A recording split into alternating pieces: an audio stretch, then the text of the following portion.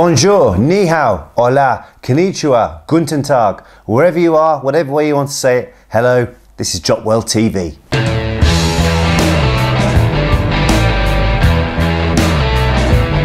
So as you can probably tell, we're having a new arrangement to the show this week, and for the first time ever, the show is transatlantic, literally. So here in very drizzly and autumnal England is me, Oliver Phelps. And on the other side of the world is my good friend, and on the other side of the screen, over in sunny Los Angeles, Ty. You all right, mate? Yeah, it's good. It's good and sunny here. That's really nice to hear. Aim to please, brother. Great, yeah. But anyway, no, that's cool. So we'll be hearing a bit more from Ty a bit later on throughout the show. So anyway, since the last time I spoke to you, I've done a little bit of travelling, well, a little bit more travelling, shall I say. And I headed down to the south of Portugal for my friend's stag do. Do you know what a stag do is, Ty? I haven't a clue. Great, okay. So a stag do is basically a bachelor party. Although this was a 3 to 4 day bachelor party. Well, most of my friends I used to go to school with, and I haven't really seen them since, so it was a really good chance to catch up and just get on really well. So it's absolutely awesome. And as you can see, the villa was fully loaded, and there was more than enough stuff to keep us all occupied. So at least we had a bit of sunshine anyway. But as I say, but the holiday season was pretty much over by the time we got there, so it wasn't that busy at all. But I think when you're with a group that size, you can still have a good amount of fun, or with your mates anyway. Now you'll probably find this bit a bit funny. Okay, so to get into the villa every morning or every evening before we go out, if people were having a few beers and everything, we'd chant 4291, 4291, 4291, 4291. So you can probably guess what the code was. Anyway, so this method was really so if you stagger home and you've had a few to drink, you could still remember this vague chant.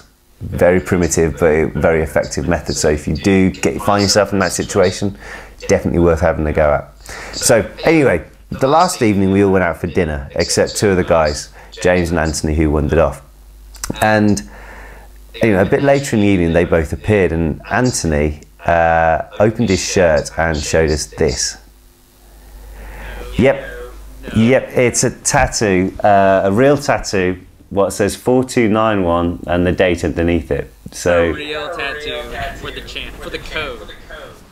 Oh yeah, but the best thing is that the date underneath it is just like the middle day we were there. It's not actually the full length of the stag do or anything like that. So in turn, he's got on his chest for life a really good weekend. So has anybody talked to him since he's gotten that tattoo?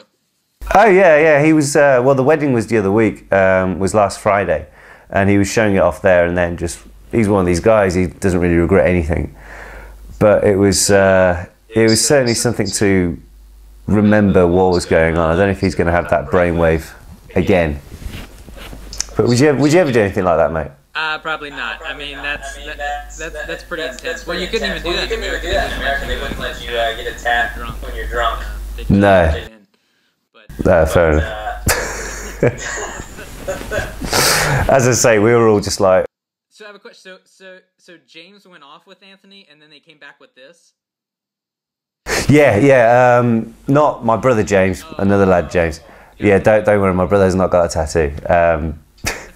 Yeah, no, this is another guy who came back, and he could barely speak through laughing. Yeah, and then here we are, this tattoo. That's absolutely brilliant. It was a brilliant story anyway.